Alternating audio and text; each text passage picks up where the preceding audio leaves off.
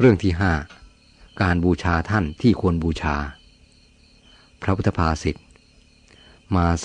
ซสหัสเซนะโยยะเชทะสตังสมังเอกันจะภาวิตัตตานังมุหุตตมะปิปูชเยซาเยวะบูชนาเซโยยันเจวสสตังหูตังแปลความว่า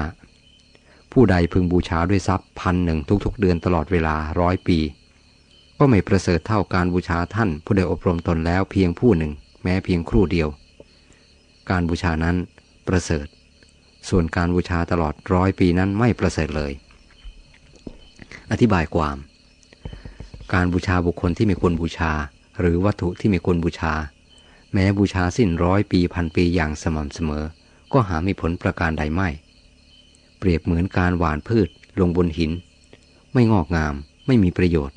เหนื่อยแรงเปล่ายังจะมีโทษแก่ตนเสียอีกเหมือนชาวนาช่วยเหลืองูเห่าพอมันฟื้นตัวได้มันก็กัดเอาหรือเหมือนการให้กำลังแก่โจรคนที่มีคนบูชาที่ว่านี้คือคนที่ไม่ได้อบรมตนไม่ได้ฝึกตนด้วยดีไม่มีศีลไม่มีธรรมของสัตบุรุษเป็นคนเปล่าจากคุณความดีที่พระพุทธเจ้าทรงเรียกว่าโมฆะบุรุษไม่ว่าพระหรือคฤหัสถ์ที่ไม่มีคุณธรรมก็ไม่ควรบูชาทั้งสิ้นส่วนผู้ใดบูชาท่านผู้ที่ได้อบรมตนดีแล้วด้วยศีลสมาธิปัญญาเป็นผู้มีคุณความดีในใจการบูชาของท่านผู้นั้นแม้เพียงครู่เดียวก็ประเสริฐ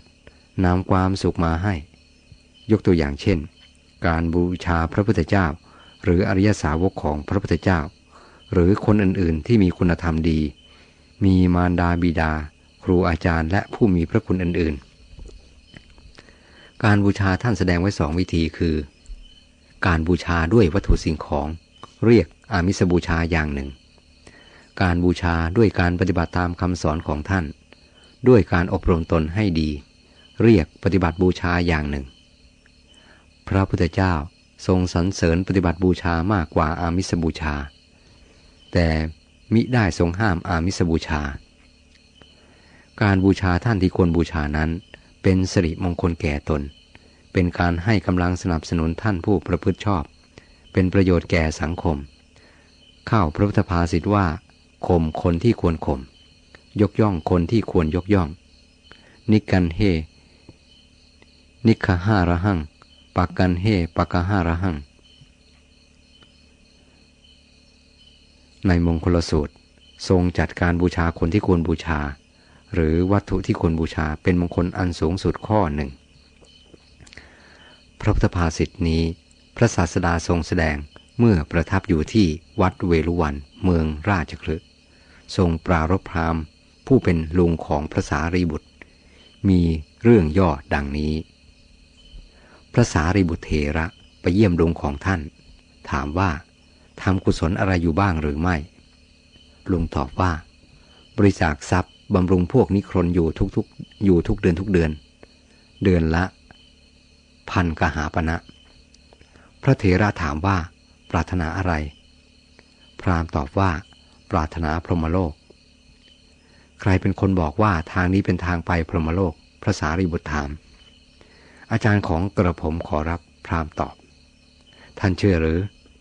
เชื่อขอรับพระสารีบุตรจึงกล่าวว่าท่านไม่รู้จักทางไป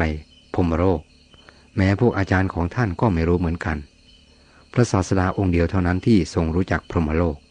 และทางแห่งพรหมโลกนั้นมาเถิดลุงเราไปเฝ้าพระศาสดากันทูลขอให้ทรงบอกทางแห่งพรหมโลกพระเถระพาลุงไปเฝ้าพระศาสดาหลังจากได้ตรัสปราศัยและสอบถามเรื่องราวต่างๆแล้วพระพุทธองค์ตรัสว่าพราหมณ์การแลดูสาวกของเราด้วยจิตเลื่อมใสเพียงครู่เดียวหรือด้วยการถวายอาหารเช่นข้าวทัพพีเดียวยังมีผลมากกว่าทานที่ท่านกำลังทำอยู่ในบัดนี้หรือที่ท่านให้แล้วแม้ตั้ง100 ปีดังนี้แล้วทรงสืบอนุสนธิพระธรรมเทศนาต่อไปว่ามาเซสหัสเซนะเป็นอาทิมีนัยยะดังพรรณนามาแล้วแต่ต้น